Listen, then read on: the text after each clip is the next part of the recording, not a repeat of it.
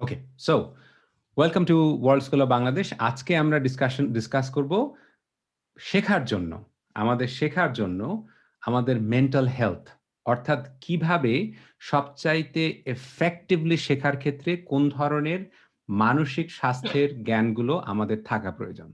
Alright, এই বিষয়গুলো নিয়ে আলাপ করব। প্রথমে যে কথাটায় আসি সেটা হচ্ছে যে কোনো একটা বিষয় সম্বন্ধে আমরা যখন শেখার চেষ্টা করি তখন আমরা কতগুলো প্রসেসের ভেতর দিয়ে যাই। ঠিক আছে? যেমন ধরো, নব যদি এসে আমাকে বলে যে আমি এই অঙ্কটা সলভ করে ফেলেছি। হুম? আচ্ছা। আমি দেখলাম যে নবর প্রশ্নের উত্তরটা, অঙ্কের উত্তরটা ঠিক আছে। উত্তরটা ঠিক আছে। এখন আমি নবকে যদি জিজ্ঞেস করি যে এই অঙ্কের উত্তরটা বের করার জন্য তুমি কোন প্রসেস ফলো করেছ?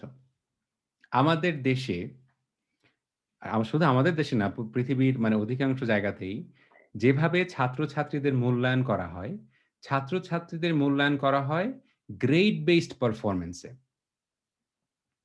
যে তুমি কত পার্সেন্ট নাম্বার পেয়েছো, তুমি কি এ পেয়েছো নাকি বি পেয়েছো, তুমি কি গোল্ডেন এ পেলা কি না পেলা।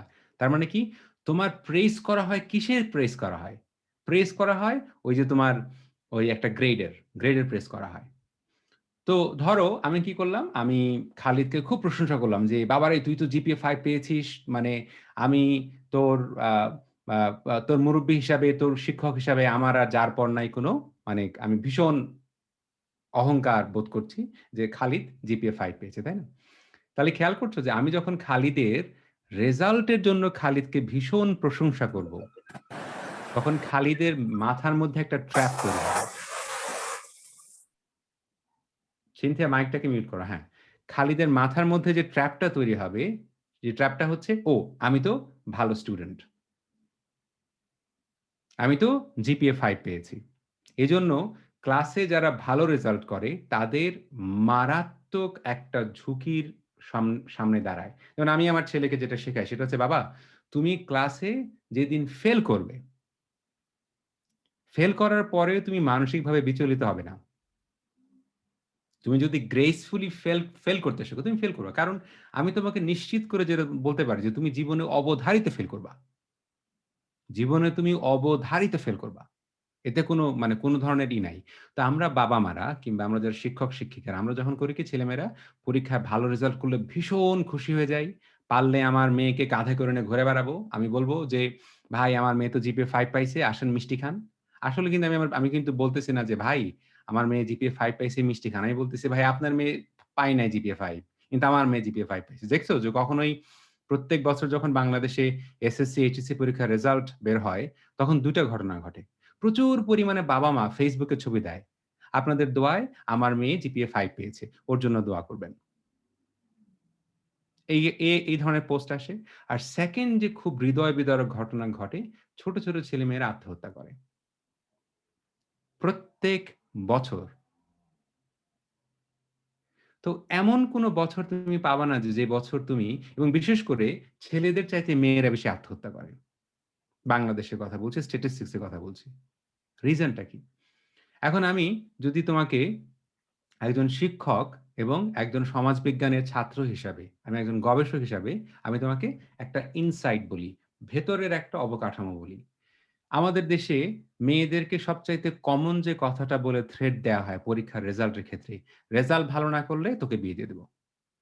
তার মানে ওর স্বপ্ন, ওর ইচ্ছা, জীবনে কোনো কিছু হওয়া, সবকিছু কিসের উপর ডিপেন্ড করতেছে? রেজাল্টের উপরে। আমি যদি বাবা হিসাবে, শিক্ষক হিসাবে কিংবা তোমার মুরুব্বি হিসাবে, আমি যদি তোমার জীবনের মূল্যটা কি?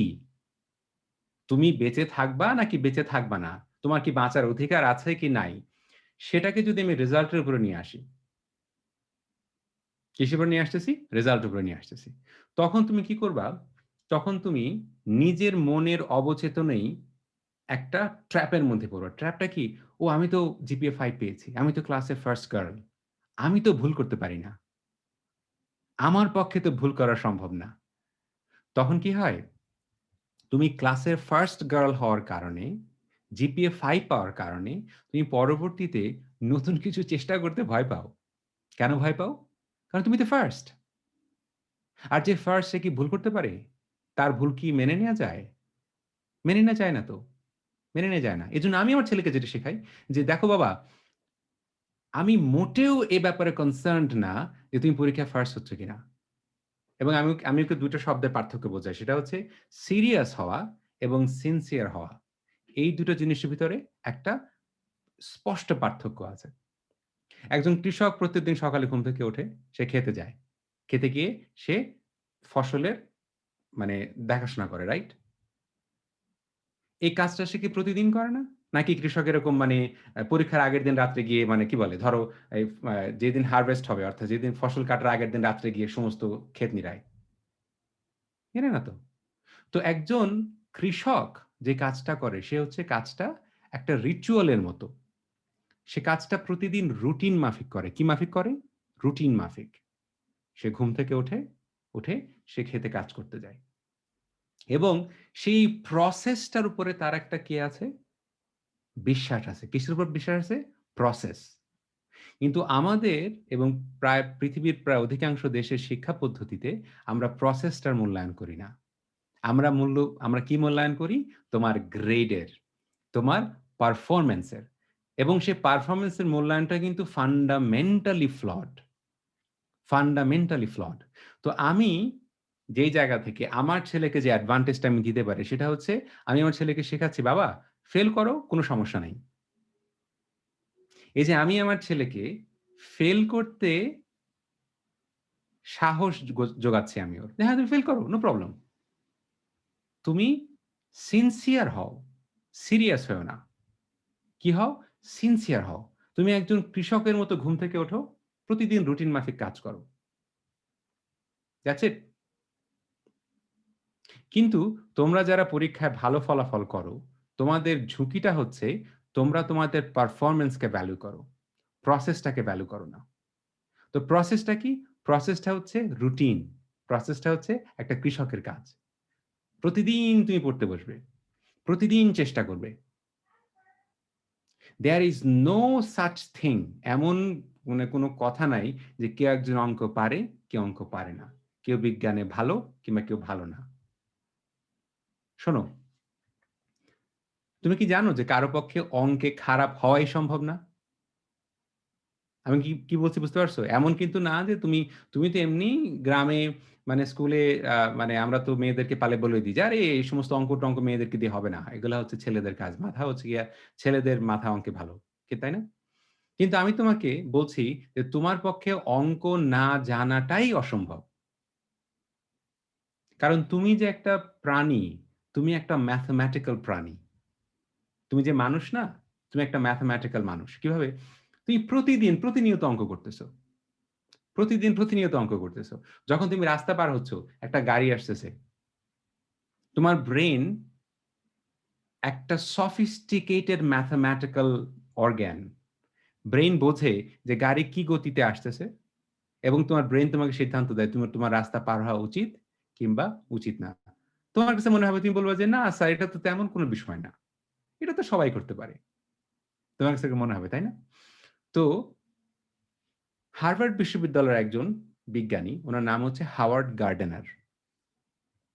উনি একটা ব্রেইন সম্বন্ধে একটা কি করলেন? উনি একটা আ থিওরি ডেভেলপ করলেন। আজকে না, মানে একটা ফ্যাক্ট মানে প্রুফ করলেন। ওটাকে বলে theory of multiple intelligence. Multiple মানে হচ্ছে অনেক। মাল্টিপল মানে হচ্ছে অনেক। তোমার যে ইন্টেলিজেন্স বা বুদ্ধিমত্তা, সেই বুদ্ধিমত্তার অনেকগুলো ক্যাটেগরি আছে। অলরাইট? এটা হচ্ছে থিওরি অফ মাল্টিপল ইন্টেলিজেন্স। উনি কি করলেন? উনি বললেন, আমেরিকাতে যে সমস্ত মানুষজন কোনো অ্যাক্সিডেন্টে তাদের কোনো ব্রেইন ইনজুরি হয়, ব্রেইনে কোনো ধরনের ক্ষত হয়। ঠিক আছে? তো ওই ব্রেইন ইনজিওর্ড মানুষগুলার চিকিৎসার জন্য বলতেন যে, যদি চিকিৎসা করাতে চাও তাহলে চিকিৎসা করাতে পারব। মানে এবং তোমরা বিশ্ববিদ্যালয়ের খরচে বিশ্ববিদ্যালয়ের তত্ত্বাবধানে তোমরা ফ্রি চিকিৎসা পেতে পারো। ইয়েস, নাফি? না, যে তুমি বলছিলে যে ব্রেইনের সমস্যা হওয়ার পর চিকিৎসা করে। আমি একটা শুনেছিলাম যে মানে একটা ছেলে রাস্তায় মানুষের বাড়ি খেয়ে পড়ে পরে অলমোস্ট মরা অবস্থা, মাথায় বাড়ি খেয়ে। পরে ও কোনো অঙ্ক পড়াশোনায় কিছু ভালো ছিল না, কিন্তু স্যারের রেজাল্ট হওয়ার পরে ও একবারে ফার্স্ট হয়ে গেছে। ম্যাথমেটিক্যাল ও এখন কি আঁকে, কি জানি বলে, গ্রাফ থাকে না? ওকে, সো মানে if you don't have a specific question we can move on যাতে করে পরবর্তীতে তো আমরা আলাপ করতে পারি। If you have a specific question সেটা আমাকে করো। আমি otherwise I'll মানে lose my train of thought.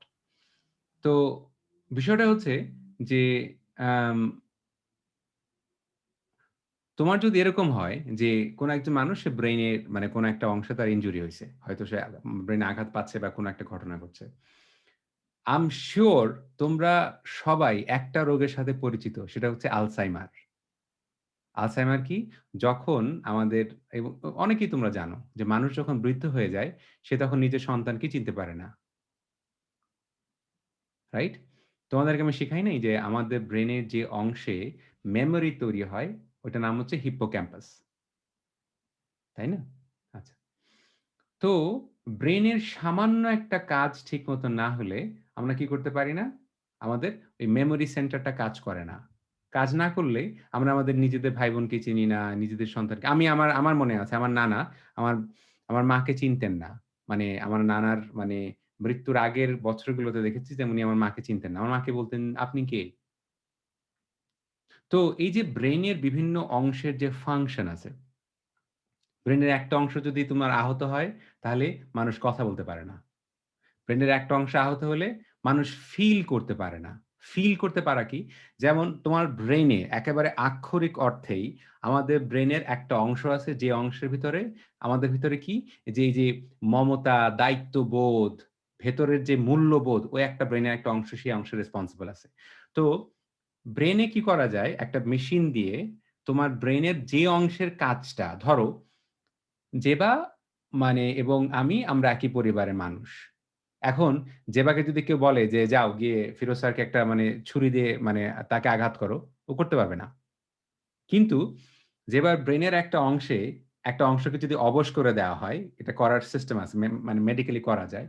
করার পর যদি জেবাকে বলে যে, "তুমি এই মানে তুমি মানুষটাকে মানে গুলি করে মেরে ফেলো।" তুমি গুলি করে ফেলবা। তোমার তোমার মানে তোমার ভেতর বোধও কাজ করবে না। করবেও না। মানে you will not even feel। তো ব্রেইনের বিভিন্ন অংশের বিভিন্ন ধরনের কাজ আছে।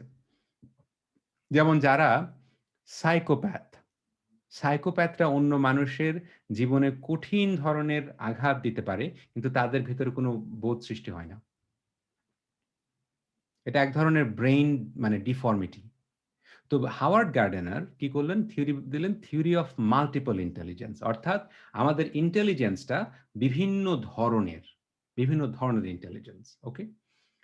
কিন্তু স্কুল কলেজে আমাদের যত ধরনের ইন্টেলিজেন্স আছে, তার কমন যে ইন্টেলিজেন্সটা মাপা হয় সেটা হচ্ছে লিঙ্গুইস্টিক ইন্টেলিজেন্স। ভাষাভিত্তিক ইন্টেলিজেন্স মেজার করা হয়। ভাষাভিত্তিক ইন্টেলিজেন্স। ঠিক আছে? অর্থাৎ ২-১ টা স্কিল। এখন দেখো, আমি তো মানে আসলে কোন খেলায় আমি ভালো বুঝি না। যেমন ধরো আমি ফুটবল খেলার কথা বলি। ধরো ম্যারাডোনা একজন খেলোয়াড় ছিলেন। পেলে একজন খেলোয়াড় ছিলেন কিংবা লিওনেল মেসি কিংবা ক্রিস্টিয়ানো রোনালদো এরা খেলোয়াড় ছিলেন, তাই না? তো যখন ক্রিস্টিয়ানো রোনালদো কিংবা লিওনেল মেসি গোল পোস্টের সামনে গিয়ে কিভাবে মানে ১ সেকেন্ডেরও কত অল্প সময়ের মানে ১ সেকেন্ডের হয়তো ১০ ভাগ, ১৫ ভাগ বা ২০ ভাগের ১ ভাগ সময়ের ভিতরে তার দেহ বুঝে ফেলে যে বলটাকে কত গতিতে কোন অ্যাঙ্গেলে কিভাবে মারলে গোলটা হবে। তাহলে বুঝতে পারতেছো তোমার দেহ তো একটা ইন্টেলিজেন্ট অর্গান, ভীষণ ইন্টেলিজেন্ট অর্গান। তাহলে আম ঢাকা শহরে তোমার এই যে ট্রেনের উপরে যে বাচ্চারা আমি নিজে দেখেছি যে তোমার ওই ট্রেনের উপরে করে কি কিছু দেখবে যে বাচ্চারা দৌড়ায় ট্রেনের উপরেই করে। কেন? ওই যে ৳৫ ভাড়া মানে বাঁচানোর জন্য। ৳৫ ভাড়া দেওয়ার সামর্থ্য নাই। ধরো আমার ছেলে আমার আর্থিক সঙ্গতি আছে। আমি আমার ছেলেকে কি করলাম? স্কুলে পাঠালাম। ওকে? স্কুলে পাঠানোর পরে বিভিন্ন ধরনের ইন্টেলিজেন্স আছে। এই যে একজন একজন বাড়িতে যেই তোমার মা কিংবা তোমার খালা যে রান্না করে, তুমি দেখেছো? আমি তো দেখেছি আমার বোন যখন পেঁয়াজ কাটে মানে হাত দেখা যায় না। আর আমি এই পর্যন্ত যতবার সবচেয়ে বেশি হাত কাটছি, পেঁয়াজ কাটতে গিয়ে হাত কাটছি সবচাইতে বেশি। আমার কাছে মনে হয় যে পেঁয়াজ কাটতে গিয়ে ছুরিটা পিছলে যায়। কারণ আমি আগে কানাডায় আসার আমি কখনো রান্না-বান্না করি নাই। তো এই যে আমার বোন যখন পেঁয়াজ কাটে, ভীষণ দ্রুত যে তোমার পেঁয়াজ কাটে, এটা কি ইন্টেলিজেন্স না? এটা তো ইন্টেলিজেন্স। যদি তোমার ব্রেইনে এরকম একটা অংশে কোন একটা অংশ ড্যামেজ হয়ে যায়, তখন তোমার মোটর স্কিল, এই যে তোমার হাতটা, স্কিলটা তুমি বুঝতে পারবা না। তুমি তো এরকম মানুষের কত ইন্টেলিজেন্স। কিছু মানুষ আছে তাদের ইমোশনাল ইন্টেলিজেন্স অনেক ভালো। অন্য মানুষের ইমোশন বুঝতে পারে। দেখবা যে অনেক মেধাবী মানুষ, তারা কোন একটা ব্যাপারে ভীষণ মেধাবী কিন্তু অন্য মানুষের ইমোশন বুঝতে পারে না। অন্য মানুষের ইমোশন বুঝতে পারে না। এবং এখন এই প্রযুক্তিতে যত ধরনের ক্ষতির মুখোমুখি হচ্ছে আমাদের ছেলেমেয়েরা, এর মধ্যে একটা হচ্ছে যে আমাদের ছেলেমেয়েরা তারা কোথায় বাস করে? Facebook এ বাস করে। কোথায় বাস করে? Facebook এ আমরা সবসময় হাসি। Facebook এ আমরা একটা ছবি তোলার পরে কোন অ্যাঙ্গেলে সবাই জানে যে কোন অ্যাঙ্গেলে ছবি তুললে তার ছবি তথাকথিত ভালো দেখা যাবে। Do you understand? তো Facebook এ তোমার যে জীবনটা ওটা কি আসলেই তোমার জীবন? এটা তো তোমার জীবন না। এখন ধরো আমার সন্তান করছে কি? ধরো মানে আম আম তমালিকা আর বুশরা ওরা কখনো একজন আরেকজনকে দেখে নাই। তো তমালিকা বুশরা সম্বন্ধে যা কিছু জানে পুরোটাই বুশরার Facebook থেকে জানে। এখন তমালিকা যদি বুশরার বোন হতো, যদি একই বাড়িতে বড় হতো, তাহলে কি হতো? ওই তমালিকা দেখতো যে বুশরা কখন হ্যাপি, কখন আনহ্যাপি। কখনো বুশরা হাসছে, কখনো বুশরা কান্না করছে। কখনো তমালিকা বুশরার ঝগড়া হতো। এই যে ইমোশনটা পড়া, অন্য মানুষের ইমোশনটা বোঝা, ইমোশনটা বুঝে তোমার পরবর্তীতে সিদ্ধান্ত নেয়া। এই যে অন্য মানুষের ইমোশনটা বুঝতে পারা, এটা কত বড় ইন্টেলিজেন্ট কাজ তুমি বুঝতে পারছো? তো তুমি যদি আগে যখন আমরা মানুষের সান্নিধ্যে থাকতাম, প্রযুক্তি ছিল না, তখন তো প্রতিনিয়ত আমার ইমোশন পড়েই আমাকে সারভাইভ করতে হতো। একটা বন্ধুত্ব, তুমি যখন কারো সাথে একসাথে তুমি মাঠে খেলতে যাচ্ছ, তুমি একসাথে স্কুলে যাচ্ছ, সারাক্ষণ তার সাথে কথা বলছো, কখনো তার সাথে ঝগড়া করছো, কখনো তার গলাগলি ধরে হাঁটছো। তার মানে কি? তুমি তার ইমোশনটা পড়তে শিখছো, তাই না? তো এখন যদি তুমি আরেকটা মানুষকে সারাক্ষণ Facebook এ দেখো, আসলে কি তুমি তার ইমোশন বুঝতে পারো? বুঝতে পারো না তো। তো আমাদের ছেলেমেয়েরা আস্তে কোন ক্ষমতা হারিয়ে ফেলছে? ওরা কথা বলতে পারছে না। এই বিষয়টা নিয়ে শেরি টার্কল নামে একজন প্রফেসর MIT বিশ্ববিদ্যালয়ের ৩ টে বই লিখেছেন। ১ টা না ৩ টে বই লিখেছেন। উনার বইয়ের কেন্দ্রীয় বিষয় হচ্ছে আমাদের ছেলেমেয়েরা, ইয়াং ছেলেমেয়েরা ওরা সামনাসামনি কথা বলতে ভুলে যাচ্ছে। এবং ক্যানাডাতে এই বিষয়টা প্রচুর আছে এবং যদি কখনো রুশদাকে কথাটা জিজ্ঞেস করতে চাও, জিজ্ঞেস করতে পারো যে ক্যানাডাতে ছেলেমেয়েরা মুখোমুখি কথা বলার পরিবর্তে টেক্সট করতে পছন্দ করে। ইভেন কেউ কাউকে কল করতে চায় না। আমি যখন ১ম ক্যানাডায় এসছি, আমি যে জিনিসটা খেয়াল করেছি যে এখানে মানুষ মানুষকে খুব রেয়ার ফোন করে। কারো সাথে কারো দেখা করার আগে schedule করতে হয়। হুট করে কারো বাড়িতে তুমি দরজায় কাউকে দেখতে পাবে না। তো শেরি টার্কেল উনি যেটা গবেষণা করছেন যে আমাদের ছেলেমেয়েরা তাদের যে ইমোশনাল ইন্টেলিজেন্স, তাদের যে ইমোশন পড়ার বা বোঝার ক্ষমতা সেটা তারা হারিয়ে ফেলছে এই প্রযুক্তির কারণে। মেশিন কিন্তু ইমোশন ফিল করে না। ইমোশন ফিল করার ভাব দেখাতে পারে। মেশিন ইমোশন বোঝার ভনিতা করতে পারে। মেশিন কিন্তু তোমার ইমোশন বোঝে না। ওই যে আমি তোমাদেরকে আগে বলেছিলাম, তোমার জন্মদিনে যদি তোমার দেখো যে হঠাৎ করে একটা ইমেইল চলে এসছে বা তোমার Facebook এ কেউ মেসেজ দিয়েছে যে বা হ্যাপি বার্থডে, এত আপ্লুত হবার কিছু নেই। যে তোমাকে হ্যাপি বার্থডে বলেছে তার পক্ষে একজন যেবা না, ১,০০,০০০ যেবার বার্থডে মনে রাখাও সহজ। কারণ তুমি তো মনে রাখছো না। মেশিন মনে রাখছে। রাইট? আর তোমার যে বন্ধুটা আসলেই তোমার জন্মদিনের ব্যাপারে কেয়ার করে বা তুমি তোমার ভালো থাকা, তোমার খারাপ থাকা আসলেই কেয়ার করে, সে তোমাকে অনেকভাবে তোমাকে বুঝতে পারে। এবং তুমি দেখবে যে এরকম তোমার খুব কম বন্ধু আছে যারা তোমাকে আসলে বোঝার চেষ্টা করে। তো হাওয়ার্ড গার্ডনার বলছে যে মানুষের ইন্টেলিজেন্স অনেক ধরনের। একটা ইন্টেলিজেন্স হচ্ছে তার ভাষাভিত্তিক ইন্টেলিজেন্স। এটাকে উনি বলছেন লিঙ্গুইস্টিক ইন্টেলিজেন্স। একটা ইন্টেলিজেন্স হচ্ছে অঙ্কের ইন্টেলিজেন্স, ম্যাথমেটিক্যাল ইন্টেলিজেন্স। একটা ইন্টেলিজেন্স হচ্ছে মিউজিক্যাল ইন্টেলিজেন্স। কিছু মানুষ মানে মিউজিকের টোন, আ আমি তো বাংলাদেশের অনেক মিউজিশিয়ান সম্বন্ধে জানি না। কিন্তু আমি পশ্চিমা দেশের অনেক মিউজিশিয়ান সরি মানে একেবারে জানি না কথাটা ঠিক না। যেমন পশ্চিমা দেশের অনেক মিউজিশিয়ানদের জীবনী সম্বন্ধে আমি জানি। যেমন মোৎসার্ট নামে একজন মিউজিশিয়ান ছিল। সে ৭-৮ বছর বয়সে তার বাবাও শিক্ষক ছিল, মিউজিশিয়ান ছিল। ৭-৮ বছর বয়সে তার বাবার চেয়ে ভালো সে পিয়ানো বাজাতো, মিউজিক কম্পোজ করত। তো এরকম অনেক মেধাবী মানুষ আছে। তো এর মিউজিক্যাল ইন্টেলিজেন্স।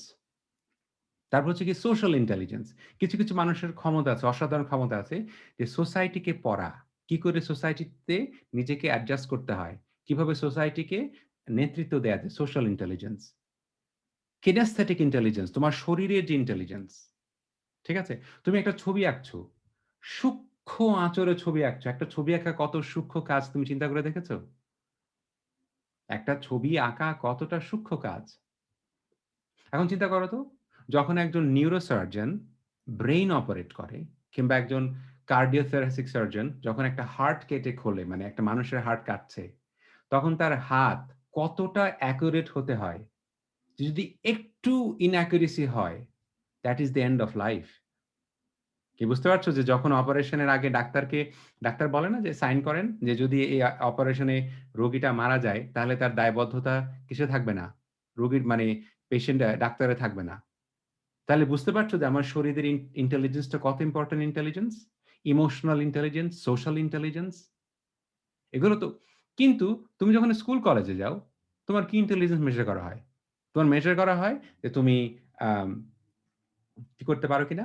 তুমি আম আম এই ভাষা, তুমি বাংলা, ইংরেজি ভালো বোঝো কিনা? তুমি অঙ্ক পারো কিনা? That's it. তো যে জায়গাটা থেকে আসতেছিলাম, পরীক্ষায় যখন তুমি ফার্স্ট হচ্ছ এবং ওই পারফরম্যান্স এ আমি শিক্ষক হিসেবে যখন আমি বলছি যে I am very proud of Aslam. কেন? আসলাম আমার ক্লাসে সবচাইতে বেশি নাম্বার পেয়েছে। তখন আমি আসলামের কি প্রেইজ করতেছি? আমি আসলামের পারফরম্যান্স প্রেইজ করতেছি। কিন্তু আমি যদি দেখি যে আসলামের চাইতে বিপাশা বেশি খাটছে, সিনসিয়ারলি কাজ করছে। এটা কি প্রসেস না? যে এই প্রসেস থেকে এই প্রসেস তুমি যখন পড়া শিখেছ, আগে তো তোমাকে অক্ষর শিখতে হয়েছে। অক্ষর শেখার পরে এই অক্ষরগুলো কিভাবে একটার সাথে আরেকটা বসলে শব্দ তৈরি হয় এটা শিখতে হয়েছে। এটা প্রসেস না? এটা প্রসেস। তো আমি শিক্ষক হিসাবে যদি আমি পারফরম্যান্স কে প্রেইজ না করে, আমি যদি প্রসেস কে প্রেইজ করতাম, তাহলে আসলাম ভুল করতে ভয় পেত না। আর আসলাম যদি ভুল করতে ভয় পায়, তাহলে আমরা যে সময়টাতে বাস করি, সেই সময় আসলামের পক্ষে আসলে ওর অবস্থার পরিবর্তন করা, ওর উন্নতি করা অসম্ভব। তাহলে তোমাদের যে ট্রিকটা, তোমাদের যে জিনিসটা শিখতে হবে সেটা হচ্ছে জেনে নাও তুমি অবধারিত ফেল করবে। তুমি ফেল করবে।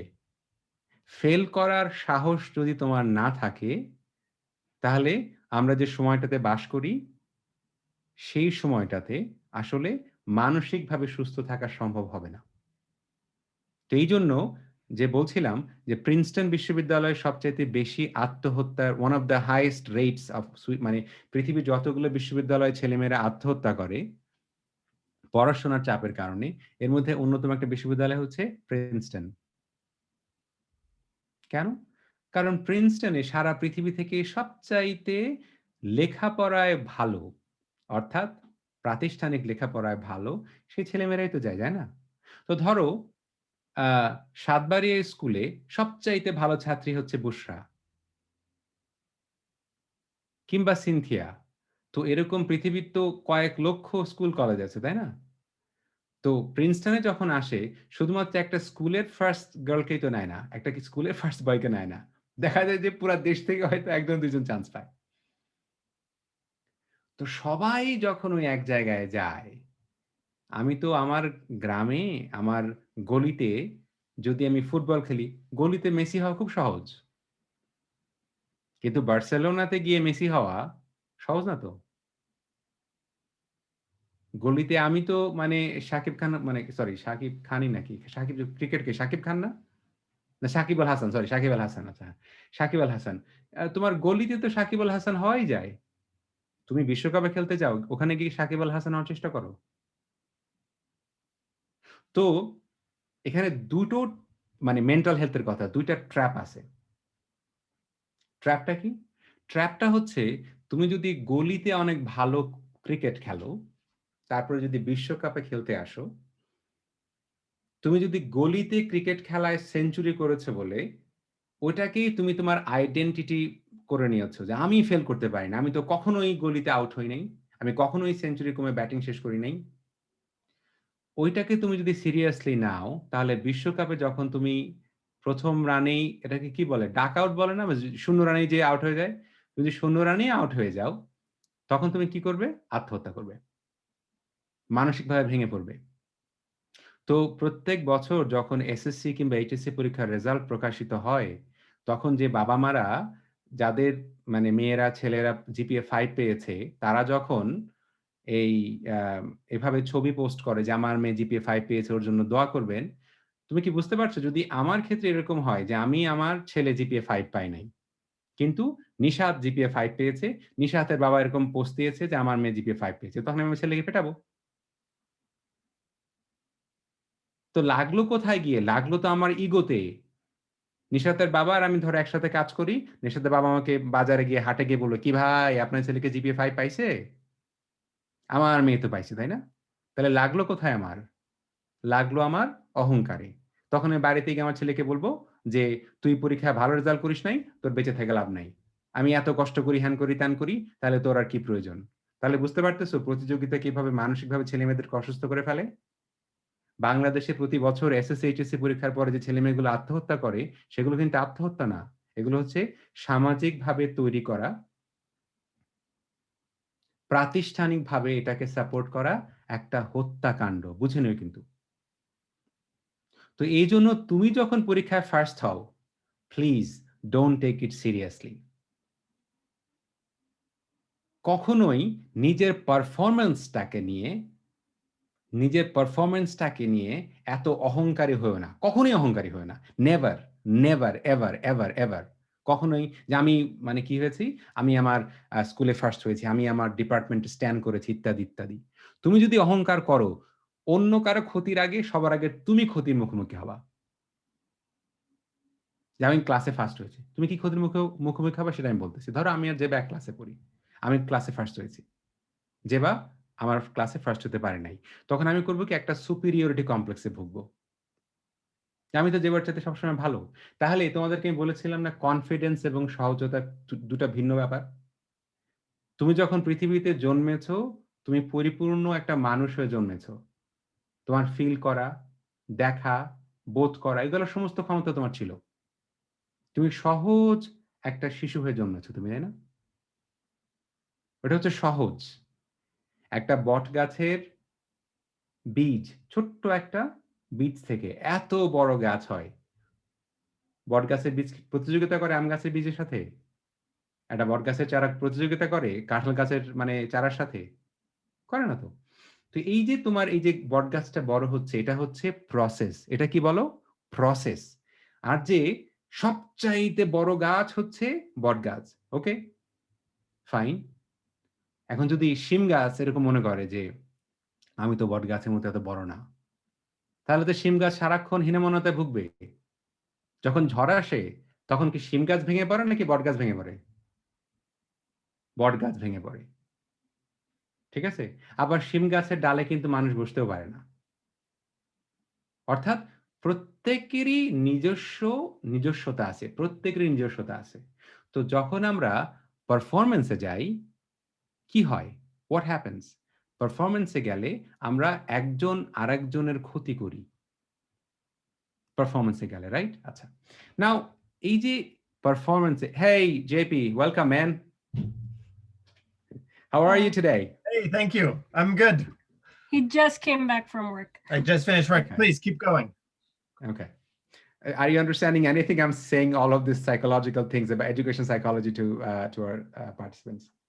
I just kind of clicked in maybe 10 seconds ago, but I think you're talking Okay. about protecting something and all of that. But please keep going. Yeah. I'll try and Yeah. follow along.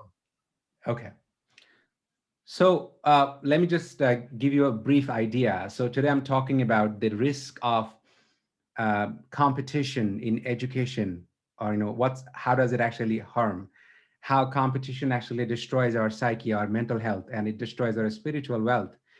And what happens that we as parents, we teach our children, we value our children as parents and teachers that you are worthy to me because you have gotten A grades or you have gotten chance to Princeton or Harvard, right? So I was telling that one of my students who went to Princeton, he wrote me an email going to Princeton that I am understanding the value of my school teachers after coming to Princeton, because at Princeton, professors, they know that only the best and the brightest of the world go to Princeton, right? So the professors come to the class and they drop that fat book on the desk saying that, I've written this book, you're brilliant, that's why you've made it to Princeton, go and learn it. So, Right. and I was discussing that why in a university like Princeton, why the suicide rate is so high. So that, and these kids, fundamentally, their parents, and we, Bangladesh as a culture or society, we have a pandemic of performance praising. Is that what's your grade? What's your grade? Right. So I am also giving them an idea about the idea of multiple intelligence that Howard Gardner, psychologist from Harvard University in 1984, gave a theory of multiple intelligence, where he proved that some people are born with kinesthetic intelligence. They are extraordinary dancers. Some people have amazing musical talent. I was just giving the example of Mozart, that Mozart was a child prodigy. At the age of 8 or 9, he was composing better music. He was playing in royal courts. So what happens to people like Mozart, and all of those, right? So how schools and colleges, schools are actually a place that kills creativity. How schools are in a way death trap, the intellectual death trap and the creative death trap, which these kids need to know now, or else, how this can actually harm them. Right, of course. তো তোমাদেরকে যেটা বলছিলাম সেটা হচ্ছে, তোমরা এখন যদি এই পারফরম্যান্স, তুমি এ পেলে নাকি গ্রেড 5 জিপিএ 5 পেলে, এই পারফরম্যান্সটাকে যদি এত প্রায়োরিটাইজ করো, দেন হোয়াট হ্যাপেন্স? যে ইওর ওয়ার্থ, তোমার বেঁচে থাকার অধিকার, যে এজন্য যে বাংলাদেশে প্রতি বছর এসএসসি এইচএসসি পরীক্ষার পরে যেই ইয়াং ছেলেমেয়েরা সুইসাইড করে, এগুলা কিন্তু সুইসাইড না, এগুলো হচ্ছে সোশ্যালি ইঞ্জিনিয়ার্ড মার্ডার। কেন? কারণ তুমি ভালো রেজাল্ট করতে পারছো না, you don't deserve to live, because তুমি ভালো রেজাল্ট করো নাই। তো এই জন্য হোয়াট ইজ ইম্পর্টেন্ট, যে আমাদের কালেকটিভলি রেজিস্ট করা। আগে তুমি তোমার নিজের দিকে তাকাও, look at your own self, যে তুমি তোমাকে প্রতিনিয়ত কিভাবে হার্ট করো, তুমি প্রতিনিয়ত কিভাবে ডিসলাইক করো। How you dislike yourself every day. কেন? I haven't gotten A grade. My friend has gotten 90% in mathematics, right? You think about it. And আমরা যারা প্যারেন্টস, আমরা যারা টিচার্স, we support it. যে তোমার ভ্যালু হচ্ছে তুমি ম্যাথসে 98% পেয়েছো, তাই না? তো বেসিক্যালি এটা কি করে, আমরা যারা প্যারেন্ট, আমরা যারা teachers, what happens? It feeds our ego. যদি এরকম হয় যে আমার সন্তানের প্রতি আমার ভালোবাসাটা কন্ডিশনাল, কি conditional? I love my child if she gets GPA 5. Do you understand what happens? So এটা হচ্ছে এই ইয়াং ছেলেমেয়েদের ইন্টেলেকচুয়াল ডেথ, এটা হচ্ছে ওদের স্পিরিচুয়াল ডেথ, এটা হচ্ছে ওদের ক্রিয়েটিভ ডেথ। সো তুমি যদি ফেল করতে ভয় পাও, you're not going to take risk. You're not going to take risk. So তোমরা কি বুঝতে পারতেছো যে লার্নিং এর সাথে তোমার মেন্টাল হেলথের কানেকশন কি? তুমি যদি ফেল করতে ভয় পাও, you're not going to write an essay. You're not going to try to write a song. You're not going to try to write a poem. কেন? বিকজ তুমি কলম ধরে চিন্তা করবা যে আমার এই কবিতাটা হতে হবে রবীন্দ্রনাথের মতো, শেক্সপিয়ারের মতো, right? So what's happening? You are comparing yourself. তুমি তোমাকে কম্পেয়ার করছো, and that is the end of your creative process. তো একজন অনেক বিখ্যাত একজন পেইন্টার ছিলেন, ওনার নাম ছিল সালভাদর দালি। তো সালভাদর দালি, উনি ওনার লাইফের শেষের দিকে, when he was in his 80s, তখন একটা কথা বলেছিল যে আমি যখন when I was a child As a child, I was painting like Michelangelo. Michelangelo হচ্ছে আরেকজন famous মানে artist অনেক। And then I went to school. তারপরে সে স্কুলে গেছে। And he lost his creativity. এবং সালভাদর দালি বলেছে যে, I have tried my entire life to rescue the child. যেই শিশুটা ছবি আঁকতো, যেই শিশুটা ছবি আঁকতে ভয় পায় না। ঠিক আছে? সালভাদর দালি সারা জীবন চেষ্টা করে সেই শিশুটাকে রেস্কিউ করার চেষ্টা করেছে। দেখো, তোমরা কখনো দেখেছো গ্রামে ছেলেমেয়েদেরকে স্কুলে যখন ছবি আঁকতে বলা হয়, সবার ছবি একই রকম হয়? সবার একটা ঘর, ঘরের পাশে হচ্ছে একটা খড়ের পালা, একটা গরু, পাশ দিয়ে নদী বয়ে যাচ্ছে। সবার ছবি একই রকম, তাই না? সবার ছবি একই রকম। কিন্তু ছবি আঁকা তো ক্রিয়েটিভ একটা প্রসেস। ছবি আঁকাটা একটা ক্রিয়েটিভ প্রসেস। তো ছেলেমেয়েরা কি আসলে do they actually draw picture? নাকি ওরা একটা আইডিয়াকে কপি করে? ওরা মনে করে ছবি আঁকা মানেই হচ্ছে একটা ঘর, ঘরের পাশে একটা খড়ের পালা, একটা গরু, একটা আম গাছ চাইতে কিছু একটা পাশ দিয়ে নদী বয়ে যাচ্ছে। বাংলাদেশের প্রত্যেকটা গ্রামে ঘরের পাশ দিয়ে কি নদী বয়ে যায়? প্রত্যেকটা বাড়িতেই কি তোমার গরু আছে? সবার বাড়িতে খড়ের পালা আছে? কিন্তু যখন তুমি শিশু হিসেবে জন্মেছ, তখন তো তুমি শুধু গরু আর খড়ের পালা দেখতে না। অনেক কিছু দেখতে। তাহলে তুমি বুঝতে পারছো তোমার চোখে দেখা, তোমার যে দেখার ক্ষমতা, সেই দেখার ক্ষমতা তুমি হারিয়ে ফেলছো স্কুলে গিয়ে। তুমি তোমার দেখার ক্ষমতা হারিয়ে ফেলছো পারফরম্যান্স এর দিকে ফোকাস করে। ঠিক আছে? এবং যখন আমি এটা কিন্তু তোমাদের ব্যক্তিগত ব্যাপার। অ্যাবসোলিউটলি তোমাদের ব্যক্তিগত ব্যাপার। যে তোমাদের বাবা-মার ব্যাপার। আমি জানি সব সিদ্ধান্ত তোমাদের উপরে না। যে তুমি কি করো? আমাদের বাংলাদেশের সংস্কৃতি এরকম হয়ে গেছে যে আমার পক্ষে ফিজিক্স, কেমিস্ট্রি, ম্যাথমেটিক্স, বায়োলজি এই জিনিসগুলো আমার পক্ষে নিজে শেখা সম্ভব না। We don't believe it that you can learn. আমরা কিন্তু বিশ্বাসই করি না। এটার পিছনে একটা অর্থনৈতিক কারণ আছে। কারণ নিশাত যদি বিশ্বাস করে যে নিশাত নিজেই অঙ্ক শিখতে পারবে, তাহলে আমি যে সামান্য ক্ষুদ্র বেতনে একটা স্কুলে চাকরি করি, আমাকে তো বেশি বেতন দেওয়া হয় না। নিশাত যদি আমার কাছে প্রাইভেট না পড়ে, তাহলে তোমার পেট চলবে না। তাই না? তো কিছু মানুষের পেট, আবার কিছু মানুষের ক্ষেত্রে এটা হচ্ছে লোভে পরিণত হয়। শিক্ষাটা একটা পণ্যে পরিণত হয়। তোমাদেরকে আমি একটা এডুকেশন মডেল দিয়েছি, ফিনল্যান্ডের এডুকেশন মডেল। ফিনল্যান্ডে এডুকেশনটাকে হিউম্যান রাইট ধরা হয়। এডুকেশনটা হচ্ছে হিউম্যান রাইট। ফিনল্যান্ডে there is no private school. There is no private school. Nobody goes to this private school or that private school. তোমরা জানো যে America being the world's largest economy and the most militarily powerful country, America has failed its students. আমেরিকার public school system ছেলেমেয়েদেরকে এত বাজেভাবে fail করেছে কেন? কারণ পাবলিক সিস্টেম কিন্তু তোমার ওই ছেলেমেয়েদের আসলে শেখানোর ক্ষেত্রে ইন্টারেস্টেড না। তো তুমি জানো না আমেরিকার কি অবস্থা। আমেরিকাতে বিশেষ করে যারা কালো ছেলেমেয়ে, যারা ইমিগ্রেন্ট ছেলেমেয়ে, ওরা ভালো করে পড়তে লিখতেও পারে না। আমি সবার কথা বলতেছি না। Do you understand? So what I'm saying is that তোমার মেন্টাল হেলথে তুমি যদি প্রসেসটাকে প্রায়োরিটাইজ করো, কি করো? প্রসেসটা আমি চেষ্টা করছি কিনা, আমি একজন কৃষকের মতো প্রতিদিন কাজটা করছি কিনা রুটিন করে, তাহলে তোমার মধ্যে অটোমেটিক্যালি সামর্থ্য জন্মাবে।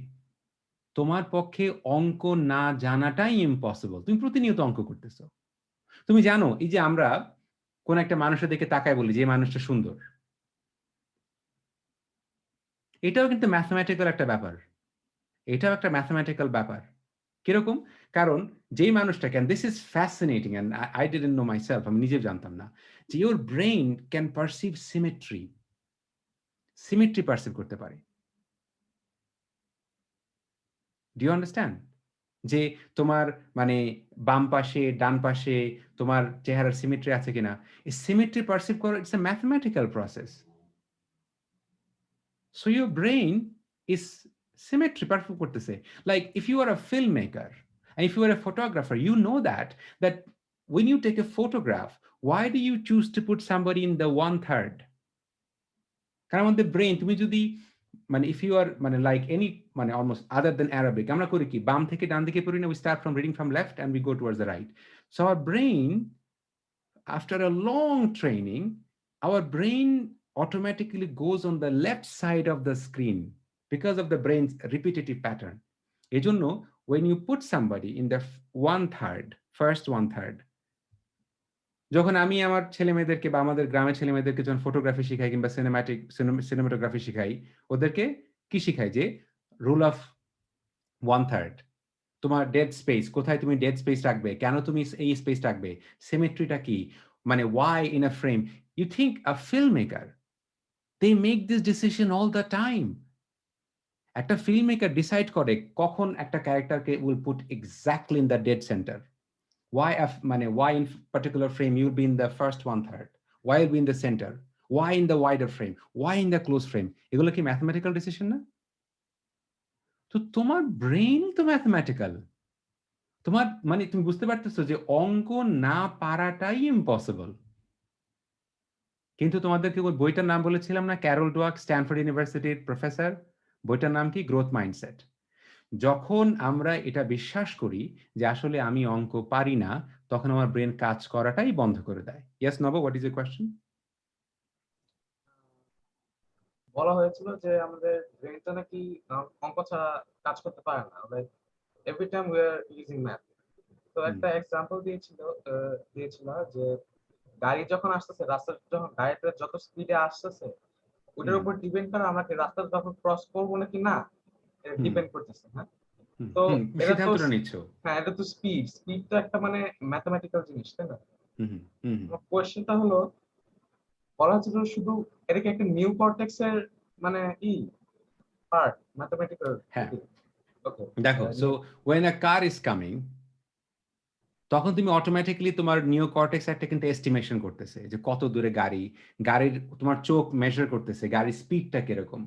চোখ যে গাড়ির স্পিডটা, তুমি চোখের দিকে কোন একটা গাড়ি দেখলে বুঝো না oh my god that person is driving recklessly, মনে হয় না তোমার? কেন? কারণ তোমার চোখ তো গাড়ির দুটো অবস্থান দেখে বুঝতে পারতেছে গাড়িটাকে জোরে দ্রুত আসতেছে নাকি মানে স্লো যাচ্ছে। You can recognise. সো এই যে তুমি লোকেশন করতেছো, তোমার ব্রেন কাজ করতেছে না?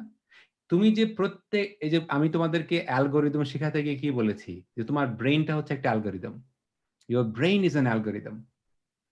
Your brain is a pattern recognising organ. It রেকগনাইজেস pattern all the time. এই যে প্যাটার্ন রেকগনাইজ করে, কেন প্যাটার্ন রেকগনাইজ করে? এই জন্য যে তুমি যদি প্যাটার্ন রেকগনাইজ করতে না পারতে তাহলে তোমার পক্ষে বেঁচে থাকা সম্ভব ছিল না। You wouldn't be alive if you couldn't recognize pattern. তুমি যদি না বুঝতে পারতে যে এটা হচ্ছে একটা রোপ অথবা এটা হচ্ছে একটা স্নেক, এটা ডিস্টিংশন না করতে পারলে you'd be dead. Do you understand what I'm saying?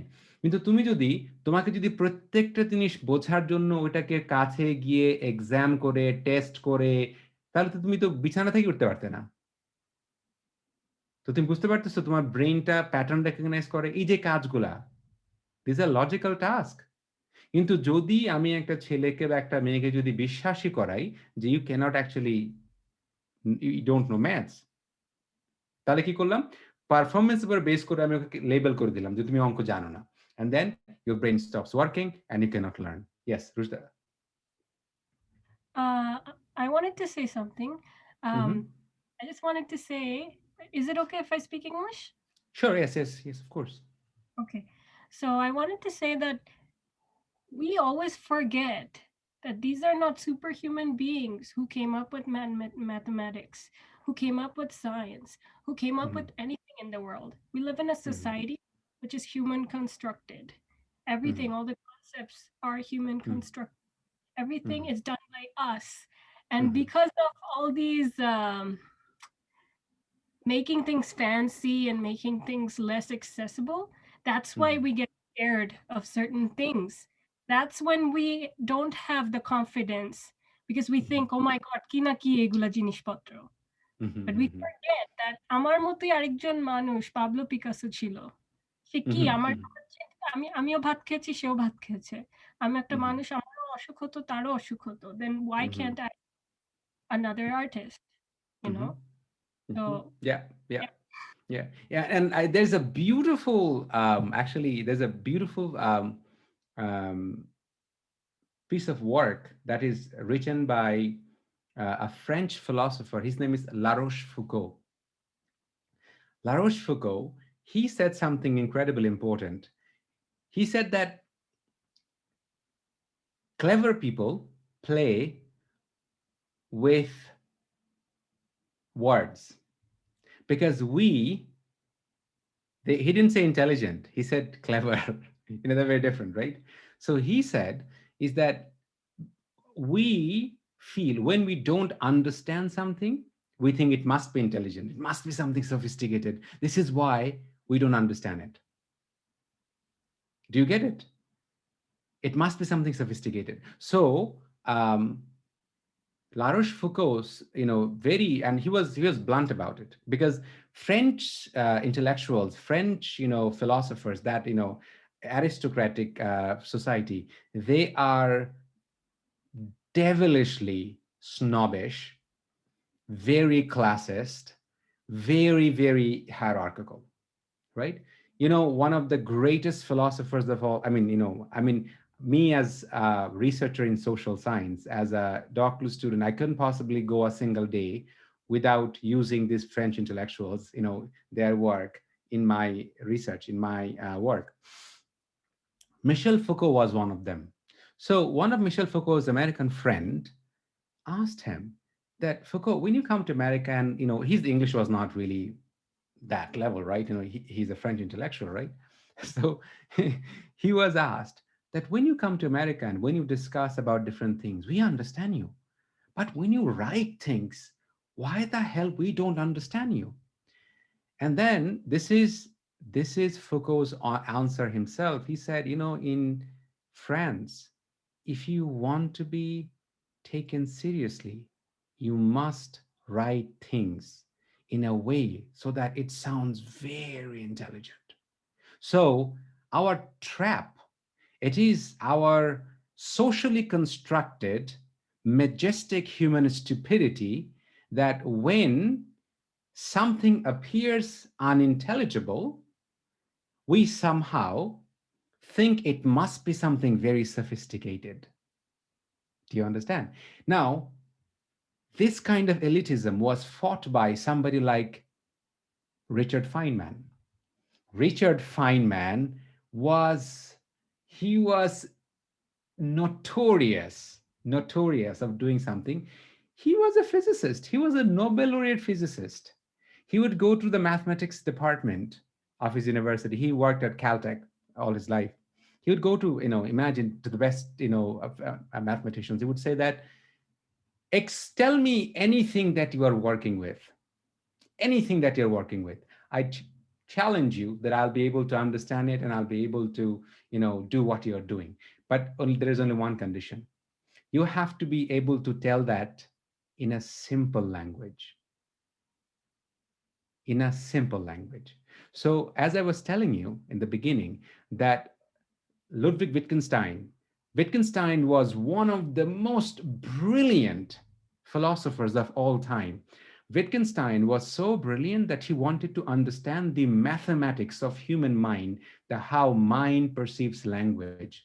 Wittgenstein is considered to be the philosopher of all philosophers. That's Wittgenstein. Wittgenstein was so dedicated to his work in the trenches of war during the war. He's in the trenches of war during Second World War, right? He came up with his idea, his book, Mathematica Tractatus, like basically how mind works, the mathematics of mind. Imagine what kind of crazy idea, right? He is sitting in the trenches of war. There could be shells. That the end of his life, he's writing something intensely. He's writing something intensely. Why? Because like something came to his mind and he has to note it down right now. Wittgenstein was that kind of dedicated philosopher, right?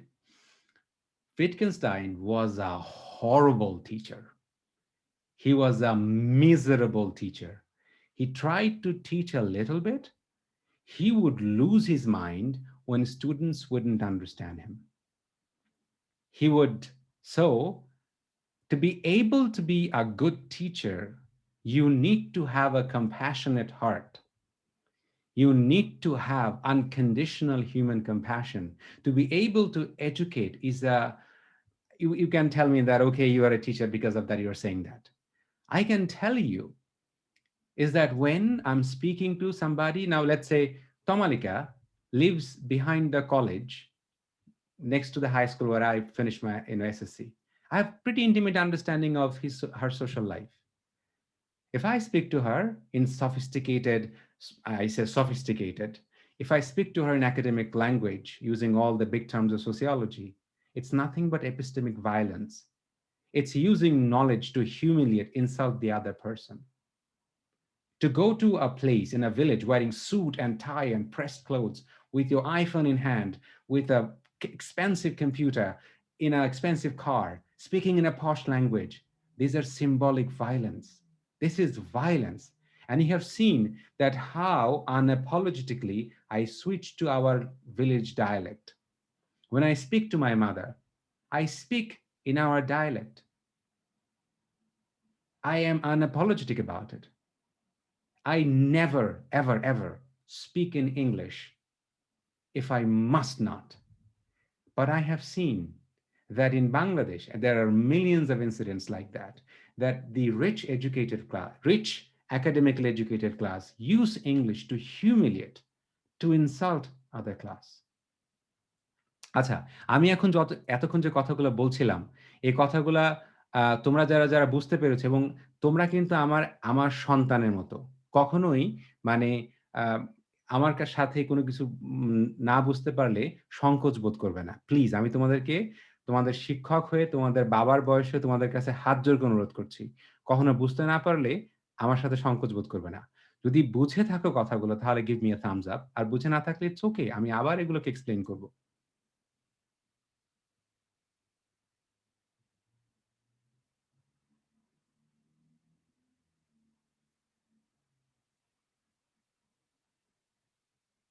Okay, wonderful.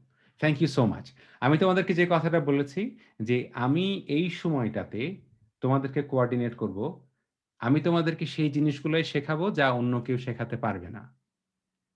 কিন্তু যেটা জিমাম তোমাকে শেখাতে পারবে, সেটা আমি তোমাকে শেখাবো না। যেটা জেরিন তোমাকে শেখাতে পারবে, আমি শেখাবো না। কারণ জেরিন যদি তোমাকে শেখায়, তাহলে জেরিনেরও লাভ হবে, তোমারও লাভ হবে। আবারও আসি মেন্টাল হেলথ এর কথায়। ইউনিভার্সিটি অফ শিকাগোতে একজন প্রফেসর নাম হচ্ছে জন ক্যাচিওপো। জন ক্যাচিওপো একটা বই লিখেছেন, বইটার নাম হচ্ছে লোনলিনেস। ওকে? পৃথিবীর সবচাইতে বড় পাবলিক হেলথ রিস্ক হচ্ছে loneliness. The most dangerous public health risk in the world is loneliness. এবং প্রফেসর জন ক্যাচিওপো এটাকে স্টাডি করতেছে ফর দ্য পাস্ট 40 ইয়ার্স, 40 বছর ধরে স্টাডি করতেছে যে লোনলিনেস আমাদের শরীরের উপরে কত বড় মারাত্মক প্রভাব ফেলে, নেগেটিভ ইম্প্যাক্ট করে। একটা মানুষ, if a person smokes 47 cigarettes a day, তুমি যদি তুমি যদি 47টা সিগারেট খাও, তোমার শরীরে যে ক্ষতি হবে, লোনলিনেস তোমার শরীরের উপরে সেই ধরনের ক্ষতির কারণ করে। There is no drug মানে যেটা মানুষের প্রিম্যাচিউর ডেথের জন্য এতটা রিস্ক তৈরি করতে পারে। আমি যখন এই বইটা পড়ছিলাম loneliness, on many pages I was reading and at the same time I was crying. And আমি এখন যখন আমার কান্না পায়, আমি একেবারে নিঃসংকোচে কাঁদি। আমি এরকম কোনো রকমই এরকম তোমার ওরকম বোধ করি না যে আমি ছেলে মানুষ। আমি এটা বলতে পারি না। আমি তাও বলার চেষ্টা করব যে হিন্দি একটা কথা আছে না যে কি যেন? মার্দ কো দর্দ নেহি হোতা হে, হ্যাঁ? ছেলে মানুষের কোনো ব্যথা হয় না। রাইট? কিন্তু আমি কিন্তু আগে কাঁদতে পারতাম না। আগে কাঁদতে পারতাম না। আগে আমার কান্না পেলে সেই কান্নাটাকে আমি লুকিয়ে রাখতাম। আমি তোমাদেরকে অনেকবার বলছি না? And I'm proud of you, Rushda, that you cried. I'm really proud of you. যে আম তোমাদেরকে আমি বলছি না যে আমার যখন মন খারাপ হয় তখন এখানে একটা ইন্ডিয়ান দোকান আছে, দোকান থেকে আমি বিরিয়ানি কিনে এনে খাই। এখন তোমার কাছে মনে হতে পারে, আরে কি আজব কথা, এই লোকের মন খারাপ হয়েছে, সে গিয়ে বিরিয়ানি কিনে খাচ্ছে, এটার মানে কি? আমার যখন মন খারাপ হয় খুব, তখন আমি আমার বোনকে ফোন দিয়ে মাছ রান্না করি, মাছ রান্না করে এক গাদা ভাত খাই। তখন ওটা কি হয় যে আমার যে মেমোরি, আমার যে এক্সপেরিয়েন্স, আমার যে সবচাইতে ইন্টিমেট যে ইনসিডেন্ট গুলো, সেগুলো কি আমার পরিবারের সাথে। এবং আমি তোমাদের এই জন্য সবসময় কথাটা বলি, তোমাদের যাদের বাড়িতে বাবা মা ভাই বোনের সাথে বসে খাবার সুযোগ আছে কিন্তু একসাথে খাচ্ছ না, তোমার মতো বড়, মানে কি বলে, আহ এত বড় লস, এত বড় লস, তুমি মানে ইউ হ্যাভ নো আইডিয়া যে এটা কত বড় লস। আমাদের বাড়িতে যখন আমরা একসাথে খাই, আমরা তো অনেক বড় সদস্য, মনে করো 22 জন 23 জন খেতে বসি। এরকম ছবি আছে, পার্সোনালি ছবি পাঠাবো, দেখবা যে আমাদের একসাথে 22-23 জন মাটিতে বসে পাটি পেতে, মানে লুঙ্গি গেঞ্জি পরে হাত দিয়ে খাচ্ছি। মানে আমাদের বাড়িতে, বেসিক্যালি আমি বলতে পারি আমাদের বাড়িতে প্রত্যেক খাওয়াটা হচ্ছে একটা স্পিরিচুয়াল এক্সপেরিয়েন্স। আমি একটু বাড়ায় বলতেছি না। আমি যখন বাড়িতে ছিলাম, তখন ধর আমি কাজ করতেছি, আমি তো পাগলের মতো কাজ করি, ঠিক আছে? আমি নিচে নামি নাই, আমার 22টা 23টা ভাই বোন ভাইগনা ভাইস্তা আমার সন্তান সবাই ওয়েট করতেছে, মামা আসলে তারপরে খাবো। Do you understand? তুমি তুমি পৃথিবী থেকে কি নিয়ে যাবা? তোমার কি আছে তুমি নিয়ে যাবা? তোমার কি অহংকার, তোমার কি সঞ্চয়, কি নিয়ে তোমার এত মানে গরিমা? হোয়াট? কিছুই তো নাই। কিন্তু এই যে আমার খাবার জন্য যে এরা ওয়েট করতেছে, ডু ইউ আন্ডারস্ট্যান্ড এটা কোন ধরনের ওয়েলথ? এজন্য আমি প্রায় আই টেল মাই কি বলে English speaking friends that look, I'm not rich but I'm unimaginably wealthy. I tell them because the worst kind of poverty, the misfortune that can befall on anybody, is not having the spiritual wealth to be able to love, not essentially be loved, by the way. That's something very tricky. Because you see, as a baby, as a child, when you are born in this world, we are not able to live even for a single day without receiving unconditional love. So you understand that you wouldn't have been alive without receiving unconditional love. But that becomes a trap. Because our earliest experience of life is actually receiving love, not giving love. And then what happens? We become conditioned. And we only want to receive love. So our complaint is all about, I am not loved. Not the complaint about, am I loving? Harushna, what's your question? I wanted to just add something to what you said. I wanted to add the science behind the happiness. So I wanted to say there are certain chemicals in our brains, like serotonin, oxytocin, and other chemicals that actually um, কিছু জিনিসপত্র, যেরকম আপনি বললেন যে আপনার ফ্যামিলির সাথে আপনার একটা ইন্টিমেট মেমোরি ছিল, জিনিসটা আপনি যখন চিন্তা করেন তখন আপনার খুশি হয়। একটা মাছ, যে মাছটা আপনারা একসাথে খেতেন, এখন আপনি কানাডায় এসে ওটা একা একা খাচ্ছেন, কিন্তু মনে মনে ওই ফ্যামিলির কথা চিন্তা করে খাচ্ছেন। ওইটার যে কানেকশনটা, সেটা ব্রেইনে সেরোটোনিন ক্রিয়েট করে। সো এটার পিছনে অ্যাকচুয়ালি একটা সায়েন্স আছে। Oh yes. Oh yes. Oh yes. Oh yes. Mane, this is absolutely scientific. Yeah, This is absolutely scientific. it যে is. যেমন, for example, our culture, and I talk about it all the time, that in Bangladesh we have a very, very, very unhealthy culture that our fathers don't hug their daughters. My dad does. My friend, you are lucky. I'm lucky, yes. You are lucky. Yeah. Do you understand? But if you ask my sisters, if you ask my family members, is that, and a lot of the times, you know, I know this social taboo or and all of that, you know, um, people that I have adopted as daughter, you know, they're grown-ups. They come and they hug me, right?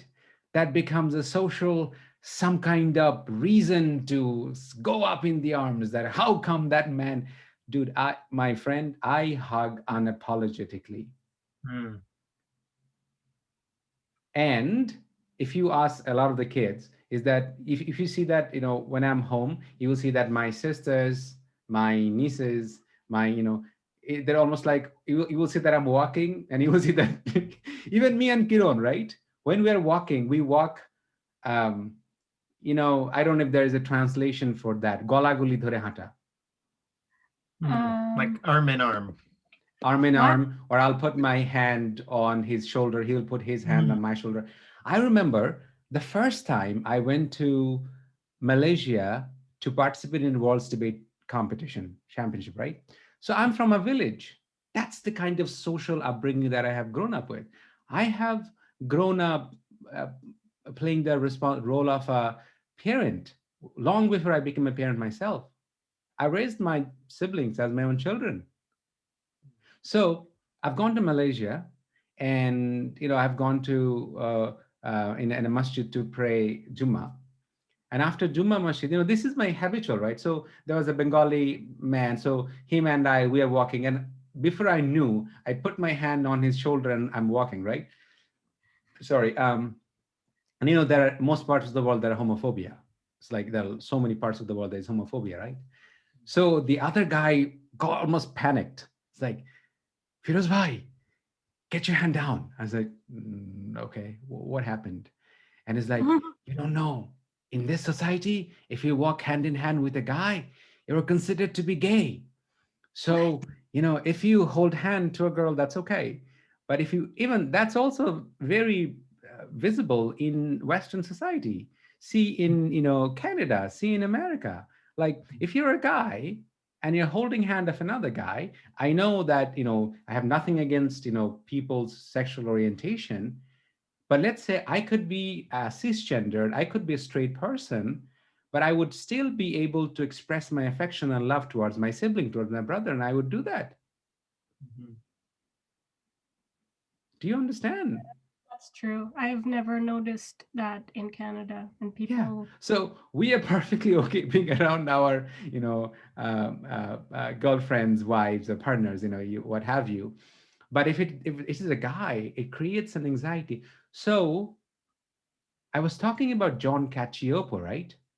John Cacioppo has written that we humans are biologically wired, our brain and our body is wired to be social. Your earliest instinct knows that without the affection, love, and bonding, your survival, it's your evolutionary instinct. It tells you that, oh my God, if I am not loved, I will not be able to survive. You know what's interesting? A professor of actually a medicine professor has written a book is that dying of whiteness.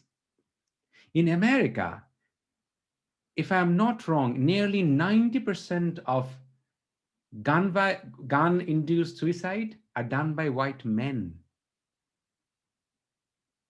Do you understand? Because the toxic masculinity, capitalist, patriarchal, colonial masculinity, does not let, and recently I have been reading a book. It's called How to Raise a Feminist Son.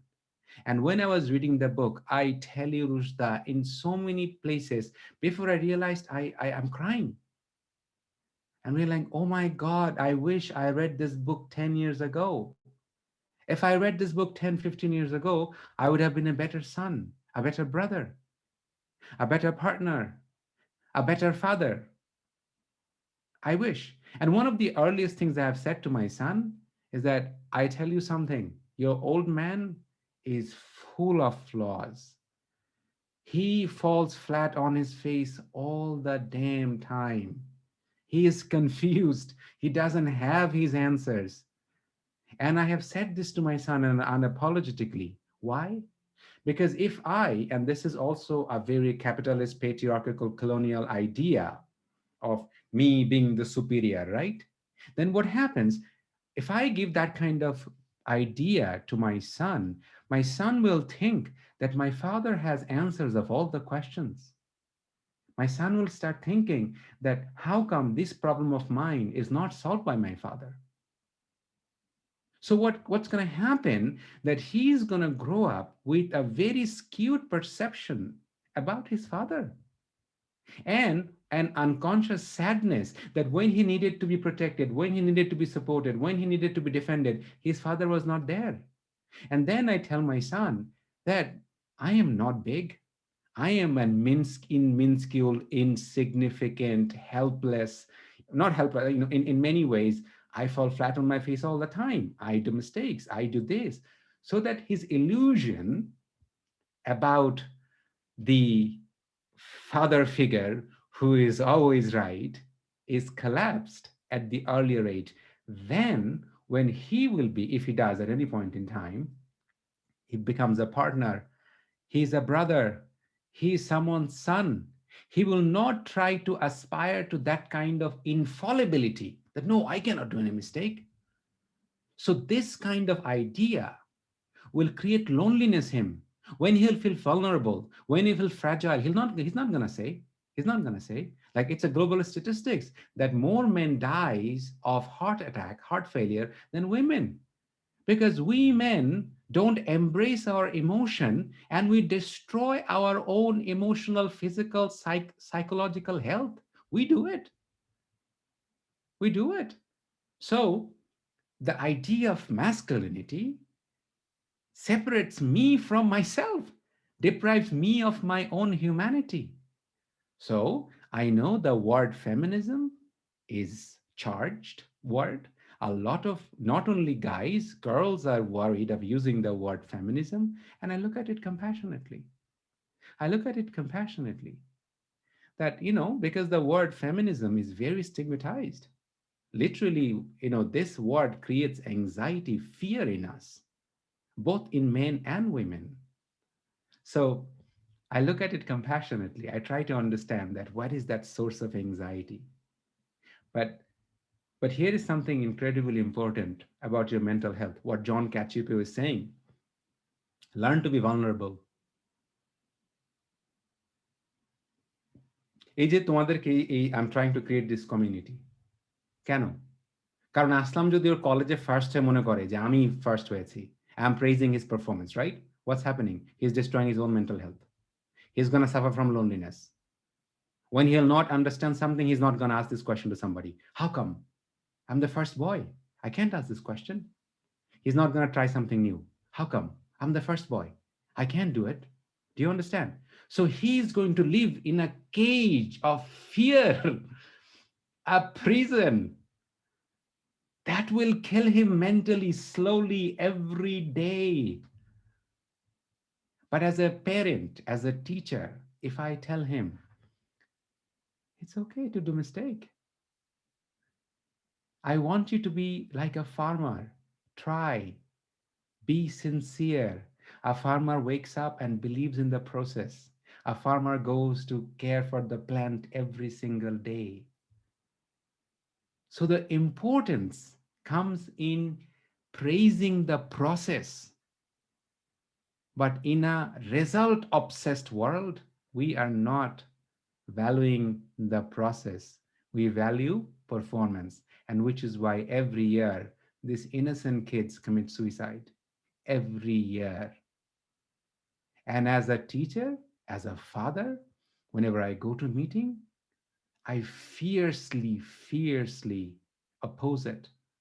If it was up to me, if I had the capacity, I would make publishing result illegal.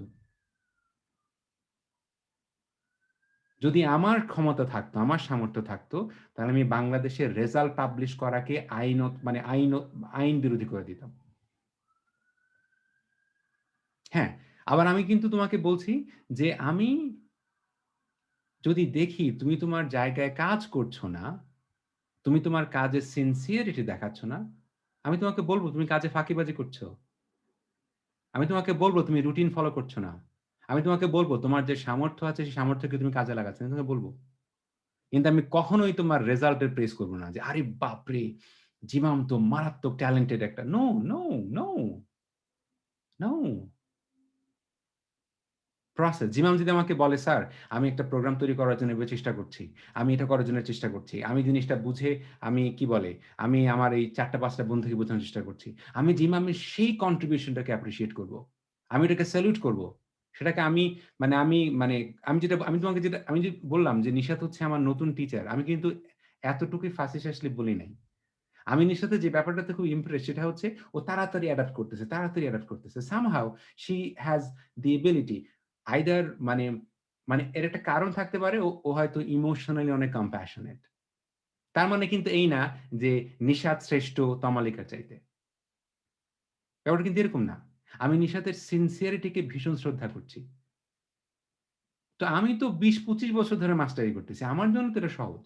কিন্তু আমি যখন দেখি যে ও আমার কথাগুলো বুঝতে পারে, তখন আমি ভীষণ আমার ভিতরে তখন যে আনন্দ হয়, সেই আনন্দটা হয় বাবার আনন্দ। কিন্তু ওর রেজাল্ট কি করলো? ও রেজাল্টে জিপিএ 5 পাইলো কিনা? ও যদি এসে আমাকে কালকে বলে, "জানেন স্যার আমি তো সারা বাংলাদেশ ফার্স্ট হয়ে গেছি।" তা আমি বলব, "কি হইছে আম্মাজান তাতে? কি হইছে তাতে তুমি ফার্স্ট হইছো?" কিন্তু ও যদি আমার সাথে বলে যে, "আমি এটা করার জন্য চেষ্টা করছি, এটা করছি।" ইয়েস। সরি, হ্যাঁ, বলো রুশদা। আমার একটা কথা বলতেই হলো, cause বলো। আমি জানি না, I was the victim of অনেকগুলা ইউনিভার্সিটিতেই ইমিগ্রেন্ট বাচ্চাদেরকে ভালো গ্রেড দেওয়া হয় না। এটা কিন্তু খুব বড় একটা জিনিস। আমিও আমার পুরো লাইফে আমি অনেক সাফার করছি। আমার ইউনিভার্সিটি যে আমি ৬ বছর ধরে কমপ্লিট করছি, there are reasons behind it. And then আমি পরে বুঝতে পেরেছি যে that's not just me. Like আরো অনেক ইমিগ্রেন্টস ছেলেমেয়ে আছে যাদের সাথে অনেক খারাপ জিনিসপত্র হচ্ছে। সো আমরা যদি ওরকম মানে এটা হচ্ছে আমাদের মানসিকতার একটা ফায়দা নেওয়া হচ্ছে যে আমরা বাংলাদেশ থেকে আসি। আমি রাজুকে জিপিএ 5 পেয়েছি, তারপর গোল্ডেন এ প্লাস পেয়েছি এইচএসসি তে। এখানে এসে আমি অনেক অনেক অনেক ভেঙে পড়েছিলাম যখন আমি প্রবেশনে চলে গেছি। 1.6 ছিল আমার জিপিএ। তখন আমি অনেক ডিপ্রেশনে থাকতাম, অনেক কষ্টের মধ্যে দিয়ে গেছি। আম্মু পাপা আমাকে অনেক আম্মু পাপা বকাবকির মতো করে নাই। আমার অনেক ওয়ারিড হয়েছিল, বলছিল যে কেন তোমার রেজাল্ট খারাপ হচ্ছে, কেন এটা হচ্ছে কেন। তো সেই কেনর উত্তরটা আমি আর আম্মু পাপাকে দিতে পারি না। এখন আমি তাদেরকে কিভাবে বুঝাবো কি হচ্ছে, তারা সেটা বুঝবে না।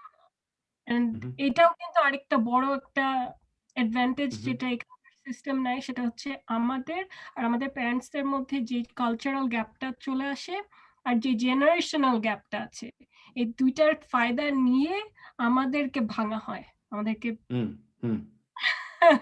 ভাঙে সো আমরা এবং হ্যাঁ বলেন। Rushda, honestly, I so deeply respect you and love you. I just want you to know that. You see, I wish all the parents knew that what happens to the immigrant children. I have talked to a brilliant young Bengali man, very brilliant young Bengali man. He dropped out of school. And I'll tell you what happened. So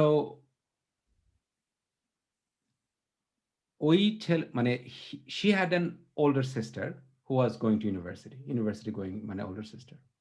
Okay. তো ও কি করতো? He was writing essay, right? And because he wrote essay, his teachers would say that you have plagiarized, you have copied, these are not your writing. And those of you who are in Bangladesh, you have no idea the penalty of plagiarism in academic system in North America. You have no idea. You can be expelled from an academic program at the university. The first thing, like for example, Amity University, the place where I study, when I'm doing my PhD, what I also do, I work as a teaching assistant, I have worked as a session instructor. To ওইটা বুঝো যে the first training that you are given is that what is plagiarism. It's serious. And there are technologies like Turnitin. There are softwares, there are huge database. So me, when I grade papers, university students' papers, when I grade them, in the portal means the website. In the portal, I can see, oh, I'm grading this essay, this paper whether this paper has been copied from any other paper. It tells you that, it is like 17%, 18%, 25% plagiarism, all of that. In Bangladesh, I don't want to belittle our education system. We don't have that system. We don't have that system. So when a Bangladeshi Bengali high school kid is writing his own essay, his teacher is saying, you have plagiarized, you have copied. Then that boy was taken to the principal's office. And then he asked his teacher in front of the principal, sir, yeah, Mr. Just like in our culture, we call teachers sir. In this culture, there is said like Mr. this or that. Said Mr. Smith and or whatever, is that, do you have any evidence that I have copied? It's a plagiarized essay. And the teacher didn't have any answer. And the principal asked, do you have any evidence? Do you have any evidence that actually it is, copied? And the teacher didn't have any answer. But you see, the problem is in the school system in Canada, and which is not different in America either. If a teacher targets a student, the teacher does not have to beat that student, but the teacher can make that student's life a hell. I'm a victim. Yeah, and that's what exactly what Rushda was saying. That's what exactly Rushda was saying. This is from outside. It is very civil. Outside, this is like, oh, but oh my God. And this is what I tell you all the time. I want all of you, anybody who wants to come to Canada, by millions, I want you to come to Canada. But come to Canada taking proper preparation so that your dignity is never compromised. So that you can live. Yeah, go on. Sorry, আরেকটা জিনিস হচ্ছে, that's why we need to critically think, because এই সময়গুলোতে যখন আমাদেরকে trap করা হবে, we need to stand up and be like, no, this is not right. You have to be the one who has to challenge. So I was in 1.6 probation. Right now I'm in 3.15 or something like that. So উঠে আসছি ওখান থেকে, কারণ আমি ডিনকে বলছি, associate ডিনের কাছে গেছি। I went to everyone else, যারা যারা আমাকে নামানোর চেষ্টা করছে তাদেরকে বাদ দিয়ে I went to like every resource I could do. I talked to every one of the teachers who were like I trusted them, right? And then I told them, and then they gave me some resources. Not every white teacher is a bad teacher. Some of them are. Oh yes, that is, no that. I tell you, is that the professors who has written my recommendation for my PhD admission, one professor, I tell you that he's to me nothing short of a father figure. Nothing short of a father figure. Two professors, if you see my interaction with them, is that they're not my biological father, but they're my academic father. That's how I love and respect them. The way they have helped me, trained me, supported me, but I also have incredibly critical, unimaginably intelligent other scholars who are Black, who are indigenous, who are immigrant. So what I have done, which most international students don't do, I have come to Canada and I've also gotten into student politics. That's good. So I know that if I don't organize, I'm gone. Yeah. I know that. And because I know that, and that's why I am so proud of Rushda that she's into politics. Because you need to be in politics. You're right. You're right. Honestly, I have a bit of, I don't know your life. I don't know the whole life you have, but আমার দেয়ালে পিঠ ঠেকতে I needed to. আমার যে মাথা বুদ্ধি ছিল, then I was like, you know what? Now, first অনেকবার ঠেকেছি, ঠেকার পর I questioned myself. আমার confidence পুরো ভাঙা হয়েছিল। আমাকে like they were like breaking me down to the point that I didn't have myself anymore. I was in an identity crisis. I was you know, it was really bad. But then when I started getting up and like, you know, like understanding, Fighting I'm, back. you know what, I'm not gonna just, I mean, নিচে হয়ে থাকবো না, আমি উপরে উঠবো, and উপরে উঠার জন্য আমার কি কি করা লাগবে, I'm gonna research. Then I researched and I talked to people, I talked to everyone, I looked for people who are going through similar situations, right? And then I got my group tribe of people যার সাথে আমি কথা বলে বলে I learned from their mistakes, I learned from their stories and what steps they took and everything. And that's why it's so important to be outspoken, কারণ এগুলা নিয়ে অনেক সেনসিটিভ কথা এগুলা।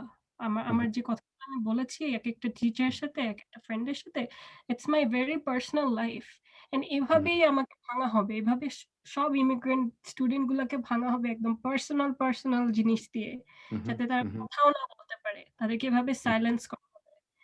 And that's when I was like, okay, ঠিক আছে, এখন ওইটার কাউন্টার আমি কিভাবে করব।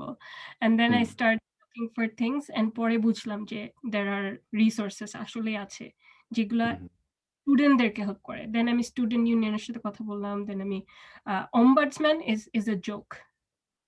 Ombuds যে অফিসটা, that's like literally ইউনিভার্সিটির আরেকটা অংশ।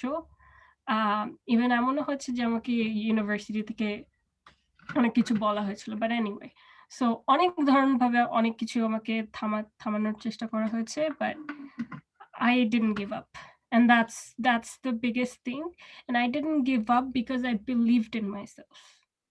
And that's also the big, like, that's very, very, very important, because I did not, যদিও আমার অনেক কনফিউশন হচ্ছিল, মনে হচ্ছিল হু এম আই, এন্ড আমি সে রুস্তা রাজুকে এ প্লাস পেয়ে আসছি, এসএসসি তে এ প্লাস পেয়ে আসছি, like trust me I was there. And আমি it wasn't like আমি আহামরি খুব ভালো স্টুডেন্ট ছিলাম, but I knew that I'm smart, even ক্লাসেও। and that's another critical thinking I did, যে ক্লাসে সব বাচ্চারা কোনো কোয়েশ্চেন করে না, আমি ঠিকই ঠিকই কোয়েশ্চেন করি, অ্যান্সার গুলো আমি ঠিকই ঠিকই করছি, আমার গ্রেডস এত কম কেন? Then I challenged them. I'm like, okay, ঠিক আছে, I'm gonna give this exam তোমার সামনে, এই সবাইকে নিয়ে তুমি আসো, I'm gonna answer these things. তারপর ওরা ভয় পেয়ে গেছে। They're like, whoa, okay. Because, you know, I said, like, I need transparency. Why did you give me the grade? Explain. What am, like, what is there that is missing? What did I do wrong? Or what is, you know, what is lacking in my letter? Tell me. And then they were like, okay. Then I talked to the associate dean, and I'm complain করছি যে এই হইছে আমার সাথে, আমি এই ডিপ্রেশনে ছিলাম, হাবিজাবি, and ওরা আমাকে এক্সাম দিতে দেয় না, আমাকে ফেল করে দিয়েছে, আমার 2টা ক্লাস আমার ফেল ছিল। আমার ক্লাস, আমার ব্যাচ, মানে আমাদের কিছু রিকোয়ারমেন্ট থাকে পুরো ইউনিভার্সিটির, সো তার একটা ক্লাস আমাকে করতেই হবে, সেই ক্লাসটা না করলে এটা একটা প্রি রিকোয়ারমেন্ট, আরেকটা ক্লাস নেওয়ার আগে ওই ক্লাসটা করতেই হবে। ওই ক্লাসটা আমি 3 বার নিয়েছি, পাশ করতে পারছিলাম না। পরে আমি অ্যাসোসিয়েট ডিনের কাছে গেছি, গিয়ে বলছি, দেখো 3 বার আমি ক্লাস করেছি, আমি তোমাকে প্রত্যেকটা অ্যাসাইনমেন্ট দেখাবো, প্রত্যেকটা হোমওয়ার্ক দেখাবো, আর এইটা খুবই খুবই খুবই ইম্পর্টেন্ট, আমি প্রত্যেকটা ডকুমেন্ট সবসময় আমার কম্পিউটারে সেভ করে রেখেছি, ওদের কাছে পাওয়ার আছে, ওরা তোমার পুরো অ্যাক্সেস বাতিল করে দিবে। তোমার এক একটা ইমেল, যেগুলো ইম্পর্টেন্ট ইমেল, অবশ্যই জিমেল বা তোমার অন্য কোনো পার্সোনাল ইমেলে অবশ্যই রাখবা, নাহলে ওরা নিজেরা ভিতর থেকে ওরা তোমার ইমেল গায়েব করে দিবে, দিয়ে তোমাকে তখন তোমাকে যদি এভিডেন্স দেখাতে পারে, বলতে বলে, তখন তুমি কিছুই করতে পারবে না। সো এই জিনিসগুলা, মানে এই ছোটখাটো স্মার্টনেস যেগুলা, এগুলা আর কি খুব সতর্ক থাকতে হবে। You have to look out for yourself, because no one else will do that for you. I'm sorry, I got a... No, this is incredibly important. Now, I want to use exactly what Rushda said to understand your social reality. Rushda has come to Canada. Understand, she's not white, which means at the university, it's easy to attack her, right? Systematically. Now, in Bangladesh, what's happening that these girls and boys, Jerin, Bipasha, Nishat, Jimam, Shifan, these kids are from village. They are not even a city. I mean, Do you understand? Like far away from capital city, right? Okay. So the schools where I have taught my students, who are the students, the children of the most wealthiest faction of the society, right?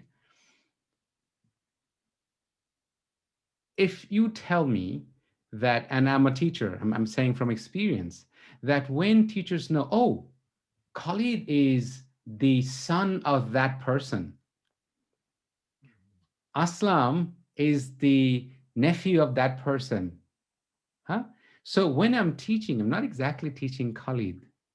I am teaching someone important, that person's son. I'm teaching someone important, that person's nephew. That's one. These kids, they will have to go upstream because their family, like I say all the time, go to my family.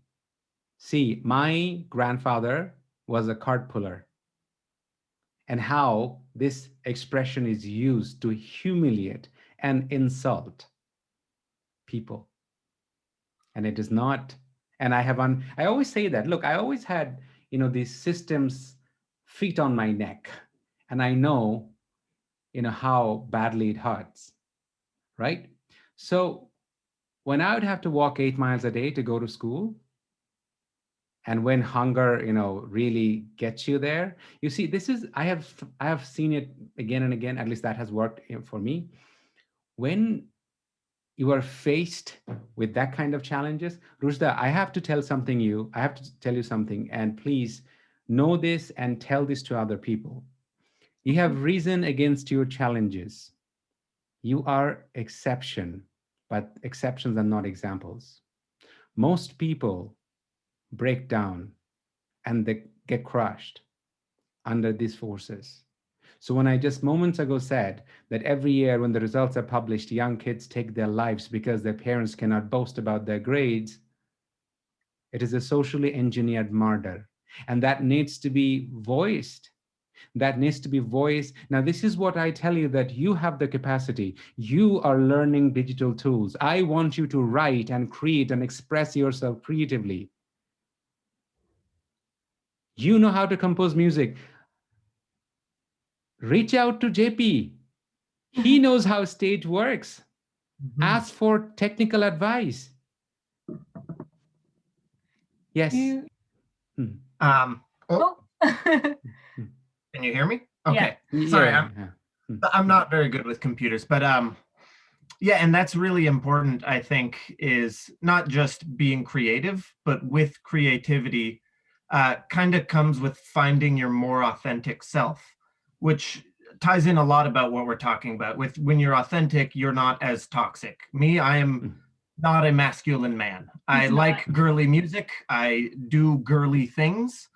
I am a feminist. I do all of these things.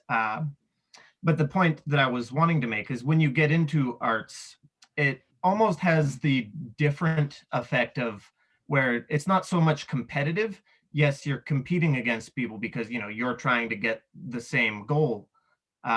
But I find it's much more what's the word I'm looking for? No, it's much more supportive, right? If me and Rushta are both going for the same thing, I want her to get it just as much as I want myself to get it. And that, I think, is a really great thing about finding your creativity and your authentic self, is you're much more supportive about, succeeding together rather than you succeeding because they failed. Yeah. So here's a project, and I think this is why Rushda comes as an absolute treasure for us, because she understands Bangla and she can tell you everything in English. So your experience in theater, understanding theater, right? So I've been talking to these kids, and one of the ideas that we have thought about is that what if using Zoom, they actually do a stage? I often go to Peter Brookes, the idea of theater, that basically, what do you need for a theater, according to, so Peter Brookes was a British playwright, a famous person, like, unimaginable, brilliant guy. His idea of theater was, in order for something to be theater, you need audience and you need performer. That's it. So you're the performer and the whole internet is your audience. So imagine when you, and I'm telling this, JP, from my experience of understanding and knowing what is theater of the oppressed, that how Auguste Boal, though they use theater for creating critical consciousness, so that people understand that how theater can be used for bringing social changes. So let's say these kids, they're learning about, uh, recently they have learned about, I have posted a material about Khudiram. So Khudiram Boshu was a kid. He was a child. He was only 13 years old, 12 or 13 years old. He was somebody who resisted British colonial domination in India. And the British authorities were so cruel and intolerant that they did not even spare a child from hanging. So Khudiram was hanged for his resistance. So you see, for them to understand Khudiram, for them to understand that what must have it felt to be a child in that regime, right? If they understand Khudiram in their own language, if they read a play, if they write it together, I don't think it's different now. I know that in Dhaka, a young girl who sells flour got raped and murdered. That child was struggling every day to survive against an oppressive structure. So I immensely believe in their capacity. So, here we have kids like, Ayman, why is your camera off? Mama, Yeah. someone is not here. There's a box. Okay. So some kids, they know how to compose music. Some kids, they know how to use GarageBand. Some kids, they know how to use FL Studio. They know how to use animation, music, motion graphics. And some of the kids here, they have that computer to be able to do all that, creative stuff, right? So I know that you can compose something, you can produce a video, but work it together. Create it together. And I, as a high school guidance counselor, I know to what extent that comes handy when the time comes, you have to prove your leadership quality. My job as a counselor was to actually sell and I often say this to these kids, look, I didn't pay it myself. I used schools, I was paid by the school. I went to conferences in the United States where the admission counselors of the best universities came, and we talked about, what are you looking for a student's profile? So when I was teaching the wealthiest kids, and I had the access to have this training, I was actually helping the most privileged already. So this entire effort is actually to disrupt it. So I've talked to one of my friends who is an amazing dancer. She's been dancing for the past probably 30, 35 years. So she uses dance for social justice. Her dissertation was actually using dance to understand and explore the experiences of migrant workers in Canada. And you sit in front of her work, and before you realize, you understand that you're sobbing like a child. And that transforms you. Education of no use, no value, if it does not, in my humble opinion, if it doesn't help us to become better humans. Education, for the most part, has become a tool to train, in many ways, unconscious, self-interested, selfish, and destructive individuals. So when I was telling them about loneliness, when these kids grow up, or anybody grows up, and this is what we teach in the class, it's all about I, me, and myself. It's about my career. It's about my progress. It's about my interests, right? Before realizing they suffer from insufferable loneliness because they're at the center of their existence. And that loneliness makes us even more materialistic. We start filling our voids with, oh, I have a car, I have a house, I have this and that, and all of that. I was just telling a story in Bangladesh moments ago that when I was in Bangladesh, I come from a huge family. So yeah, so when I know that about 20, 22 people, they're waiting because I'm not done with my work because we all want to eat together. The experience of eating a very simple, basic meal, sitting on the floor, eating with your hand, something most basic form that gives you the kind of spiritual wealth when life gets harder, when you are faced with those existential crises. We have the ability to reach to our finest instinct that makes us stand against the most oddest of challenges. Like it's that kind of like David and Goliath. So, so it gives you that kind of spiritual wealth. But we in schools and education, we don't teach our kids that kind of things, which is why it's a calculated training of making, sort of, dare I say, some kind of sophisticated criminals that all you're interested is that you're all interest. That's your all interest. That's it. So this yeah. What is David and Goliath? David and Goliath is a story from Bible where David is this little guy. He's also a prophet. And Okay. Goliath is this giant, nobody wants to stand before him. Okay. But David is motivated by justice, compassion. You see, when David goes out to fight Goliath, David is trembling inside. I often remind my students is that courage is not the absence of fear. Courage is that you are shaking and you are trembling. You are suffering the angst of existential crisis, but yet you are motivated by the thirst for justice. It's like a splinter in your mind that does not let you rest. You know that you are going against the grain, but your heart is so irreparably seditious that it just doesn't let you rest. It drives you. So when David goes to fight Goliath, he's this little guy, fights this giant, and eventually David wins. So that's David and Goliath story. Sorry, is that the story? Did you wanna, JP, did I say the story right? That's the gist of it. The gist of it, yeah. So these kids, the thing is that if they're empowered spiritually, when they will be faced with giant challenges, DC. So reach out to JP. Say, oh, we are planning this, theater on the, we want to do it in Zoom.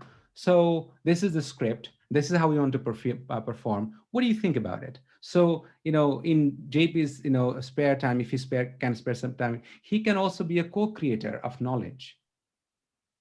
So you are creating together. So in the process, you will learn so much from JP and JP will learn from you. So it's a conscientization process. It's a process that two groups of people learn from each other. That's the See? best way. Yeah. So one of the things that I wanted to emphasize today is that in the process of your learning, if you are not paying attention to your mental health, that's going to cause a lot of damage. Remember, competition is poisonous. Competition, the sense of that kind of, is going to damage you in many ways. So learn to be humble, work like a farmer, work in a routine, but never ever let your performance colonize your soul that, oh, I have become first in my class, therefore I am the first girl. No, don't let it happen. And as I said, that we started with the John Cacioppo's book Loneliness. As you help other students here in learning, before you know, you will understand that spiritually you're going to get wealthier, wealthier, and wealthier. But we teach something incredibly unhealthy in class. Oh, Nobu knows and Shifan does not. And Nobu is like, oh, I have learned this answer. I will not teach Shifan. Because if I teach Shifan, Shifan will also know. We teach it.